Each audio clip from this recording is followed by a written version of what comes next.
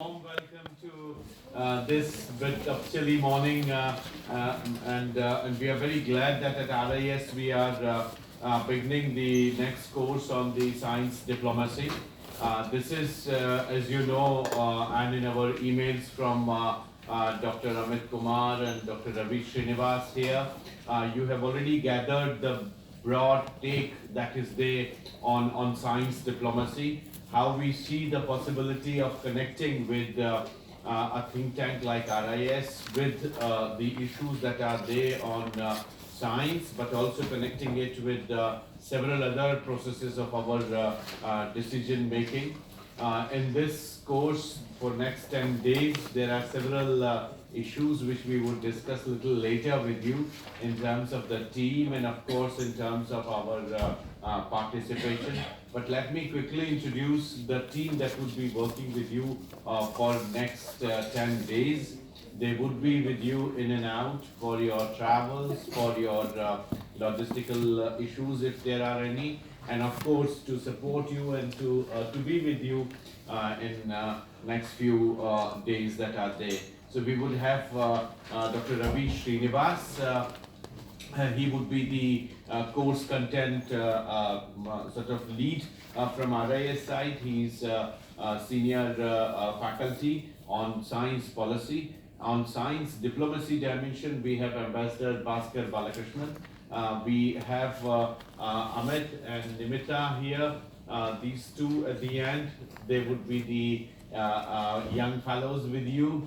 Both of them have finished their PhDs in science policy. So they have necessary understanding of the issues, and then Raju would be there along with Baidyanath Pandey. So these two people would be responsible for taking you and bringing you every day.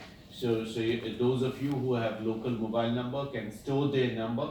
We would also, of course, be in touch with you. My name is Sachin Chaturvedi. I'm Director General of RIS, and I would, of course, be available all the days, and my room is just right in front of this conference room. So whenever you feel the need, please feel free to walk in. Today, friends, we are extremely privileged that we have member secretary of the advisory council. We call in India the principal scientific advisor to the cabinet, PSA's office, and the member secretary here with us is Dr. Arvind Mitra. He is in a way a celebrated policy maker in this country on science policy. For almost a decade, he has handled as head of India's bilateral science program, and now he has moved to this office where he is providing direction to India's engagement both at bilateral and at multilateral level. Some of the initiatives where Prime Minister's emphasis is particularly on sustainable development goals.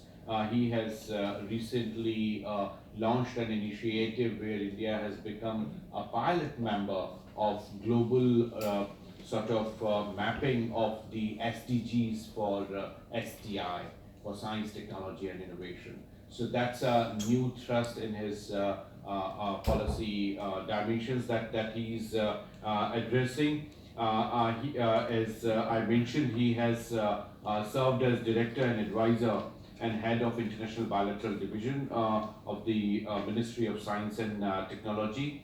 His contributions have been instrumental in bringing about a sort of paradigm change in Indo-American relationship, and this is one dimension where South-South cooperation is extremely important. We don't have to refuse cooperation with any other country, but how do we retain the element of endogeneity in our program and focus and content and scope, I think is extremely important. In this course, we would be discussing that. In a session little later, I would be talking to you about South-South cooperation, but later Ambassador Bhaskar Balakrishnan would also be working in terms of how we go forward. Dr. Mitra has to his credit the planning and launching of several multidisciplinary experiments in Antarctica and inducing a strong element of international cooperation in the global initiative. In the course of the above assignments, he has won several academic awards like the ORS Award of UK, Bursary Award of the St. Edmunds College UK, and JSPS Award of Japan, and was also elected as a Fellow of the Geological Society of London. Dr. Mitra's research work has been published in international journals like Nature, Marine Chemistry, Cosmo Acta, and Journal of Remote Sensing, etc.